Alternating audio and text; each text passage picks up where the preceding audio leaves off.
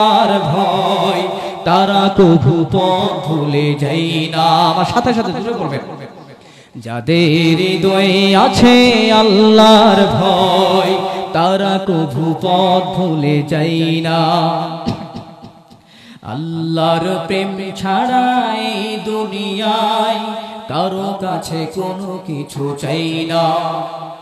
রাতের আধার যারা সেজদাতে রয়, দু চোখের স্রোতে নদী যেন বয়। বলেন, রাতের আধার যারা সেজদাতে রয়, দু চোখের স্রোতে নদী যেন বয়। ছলনার হাতছানি যতই আসুক, ছলনার হাতছানি যতই আসুক, পেছনে ফিরে তাকাই না। বলেন, যাদের হৃদয়, বলেন, যাদের হৃদয়ে আছে আল্লাহর ভয় তারা কভু পথ ভুলে যায় না।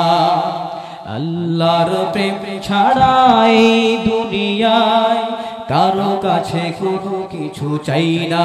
ঠিক কিনা? জোরে দিয়ে বলেন, আরো জোরে বলেন। একবার তাকবীর দাও তো, আল্লাহু আকবার, লিল্লাহি তাকবীর। আরো জোরে বলেন, লিল্লাহি তাকবীর, লিল্লাহি তাকবীর, আল্লাহু আকবার। আল্লাহ সবাইকে কবুল করেন, বলেন আমিন। অতএব দেখেন, এই বর্বর যুগের মধ্যে এই অন্ধকার থেকে ফিরে নিয়ে আসছেন তিনি কে? ইয়াসিন ওয়াল কুরআনিল হাকিম। এই একমাত্র এই বিজ্ঞানময় কিতাবের মুজিজার কারণে দাহিয়াতুল কালবির মতো ব্যক্তিকে আল্লাহ তাআলা ইসলাম ধর্ম গ্রহণ করাইছেন। সুবহানাল্লাহ বলে। এর জন্য দাহিয়াতুল কালবি একজন সাহাবী এই কুরআনের মুজিজাদের যে আলোচনা করে, আরো বহু আলোচনা আছে। অতএব নবী মুহাম্মদ রাসূলুল্লাহ সাল্লাল্লাহু আলাইহি ওয়াসাল্লাম বলেন, নবী হে, যখন আপনি রাস্তাতে চলবেন, হাঁটবেন, ঘরে বসে থাকবেন, আপনার হুজরায় বসে থাকবেন, তখন আপনি একটা কাজ করবেন। তখন কাফের বেঈমানদের মাঝে আপনি কুরআনুল কারীমের তেলাওয়াত শুনাইবেন, দেখবেন তাদের দিল নরম হয়ে যাবে। ইসলাম ধর্ম গ্রহণ করুক বা না করুক, নবীজির হাতিয়ারই তো ছিল কুরআনুল কারীমের তেলাওয়াত। আপনাদের এলাকার যে মাস্তান আছে না, নেতা আছে না, না নাই এই এলাকাতে আছে। তো এই নেতাদেরকে যদি আজকে যদি আমার কাছে ফোন আসে, হুজুর ওয়াজ বন্ধ করে, আপনারা হয়তো বলবেন হুজুর কে ফোন দিছে, হয়তো একটা বিশৃঙ্খলা সৃষ্টি হবে। কিন্তু এই বিশৃঙ্খলা যেন না হয়, আমার ভাগ্য আমি বয়ান ছেড়ে চলে যাব। কি বলেন? কারণ আমি আজকে আসছি মেহমান, কালকে তো আর মেহমান থাকবো না, কালকে তো আমি আরেক জায়গায় চলে যাব, আমার গন্তব্যস্থানে আমি চলে গেছি। কিন্তু এই বিশৃঙ্খলা যেটা সৃষ্টি হয়েছে আপনাদের সমাজে কিন্তু থাকবে। এটার কারণে এক দলের মধ্যে 7টা দল বের হবে, মারামারি, ধাক্কাধাক্কি, কাটাকাটি লাগবে কি লাগবে না? বলেন। তো এর জন্য রব্বুল আলামিন বলেন, নবী হে, যখন কাফের বেঈমানেরা আপনাকে আঘাত করবে, মারবে, ধাক্কা দিবে, আপনাকে নির্মমভাবে আঘাত করবে, নবী ছোট্ট একটা টিপস দিয়ে দেয়, ছোট্ট একটা থিওরি দিয়ে দেয়। যখন আবু জাহেল, উতবা, শাইবা, মুগিরা আসবে, তখন আপনি কুরআনুল কারীমের তেলাওয়াত করবেন। আল্লাহু আকবার। ইয়া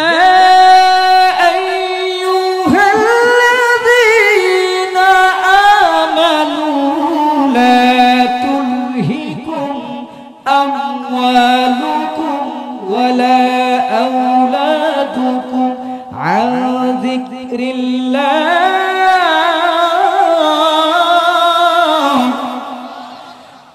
ومن يفعل ذلك فأولئك هم الخاسرون।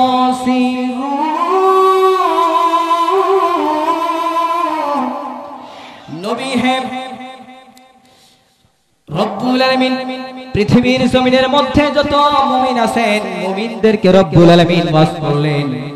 মুমিনদের ওয়াজ করা দরকার আছে বলেন, কিন্তু যারা মুসলমান হওয়ার পরে পাকা মুমিন হয়ে গেছেন, রব্বুল আলামিন এই মুমিনদের ব্যাপারে একটা ওয়াজ করছেন। এই কুরআনুল কারীমের মধ্যে ওয়াজ করছেন, মুমিন বান্দাদেরকে বলেন, বান্দারে, যখন তোমাদের কাছে মাল আসবে, সন্তান আসবে, বৃদ্ধ বয়সে সন্তান পাবে, সন্তান হয় না, এরকম আছে না নাই? কিন্তু যখন তোমাদের কাছে টাকা হবে, মাল হবে, সম্পদ হবে, যখন সন্তান হবে, তাদের মায়ায় পড়ে, তাদের ভালোবাসায় পড়ে আমি আল্লাহ রাব্বুল আলামিনকে ভুলো না। যদি আমি আল্লাহ রাব্বুল আলামিনকে ভুলে যাও, রব্বুল আলামিন বলেন পৃথিবীর জমিনের মধ্যে সবচাইতে ক্ষতিগ্রস্তের মধ্যে তারাই পড়ে যাবে। অতএব আমি আল্লাহকে বাদ দিয়ে যদি তোমার সন্তান, তোমার নিজের আপনজন নিকটতম আত্মীয় স্বজন, অনেকের সন্তান নাই কিন্তু নিজের ভাইয়ের সন্তানকে এত পরিমাণ মহব্বত করে, কিন্তু আল্লাহ তাআলা এই আয়াতের মধ্যে একটা শব্দ যে ব্যবহার করছেন যিকরুল্লাহ, এখানে বোঝাইছে আল্লাহকে স্মরণ করা। এখানে তিনটা অর্থ মুফাসসিরিনে কেরাম বলেন। এক নাম্বার হচ্ছে যিকরুল্লাহ শব্দের অর্থ হচ্ছে আল্লাহকে স্মরণ করা, কি বলেন? দুই নাম্বার সালাত, নামাজকে উদ্দেশ্য করছেন। তৃতীয় নাম্বার হচ্ছে ইবাদত। এখন আপনারা বুঝেন, মানুষ যখন সন্তানের প্রতি মায়া ভালোবাসা বৃদ্ধি পায় তখন মানুষ নামাজ থেকে গাফিল হয়, ঠিক কিনা বলেন? মুয়াজ্জিন আযান দিতেছে, সে সন্তানে নিয়ে খেলতেছে, বৃদ্ধ বয়সে সন্তান পাইছে, ইবাদত থেকে বঞ্চিত হয়ে যায়, আল্লাহর জিকির থেকে সে বঞ্চিত হয়ে যায়, ঠিক কিনা বলেন? ঠিক তেমনি বহু সাহাবায়ে কেরাম এরকম ছিলেন।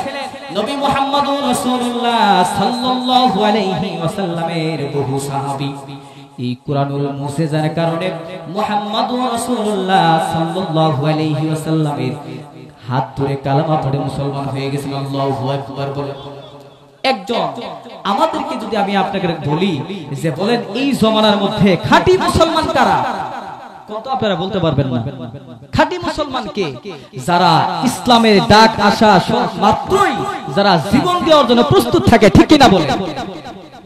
মাগার ঈমান দিতে রাজি না। তারা জীবন দেওয়ার জন্য প্রস্তুত কিন্তু ঈমান দিতে রাজি না।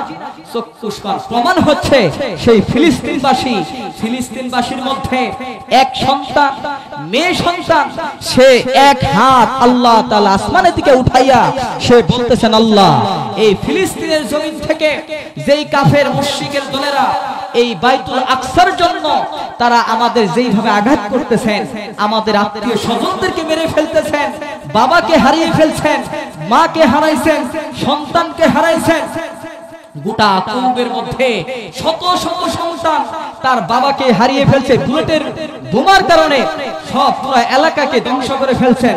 অতএব আল্লাহ, আমি তো জানি, আমি তো ছোট মাসুম বাচ্চা, আমরা তো জানতাম সারা বাংলার দেশের মধ্যে সারা পৃথিবীর মধ্যে বহু মুসলমান আছে, কই আল্লাহ একজন মুসলমানও তো আমার কাছে আসলো না, আমাকে সান্ত্বনা দিল না।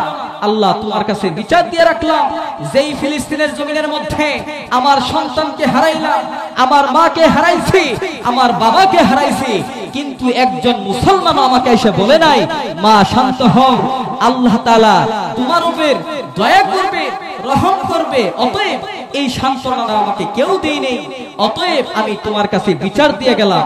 বলেন এই বিচারের মধ্যে আসামি কি? আওয়াজ দিয়ে বলেন, আসামি কে? বলেন আমরা সবাই মুসলমান। অতএব আমরা এখন বলবেন হুজুর আমরা তো ভিসা করতে পারি না, যাব কিভাবে?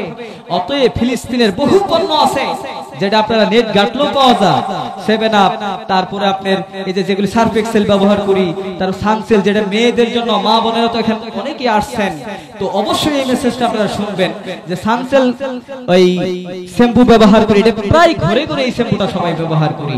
আমাদের কাজ হচ্ছে আমরা তো যাই যুদ্ধ করতে পারি না, আমরা ভিসা করতে পারি না, ফিলিস্তিনে যাইতে পারি না, আমরা এই ফিলিস্তিনের যেই পণ্যগুলো আছে এই পণ্যগুলোকে আমরা ভয় করব, আমরা ব্যবহার করব না।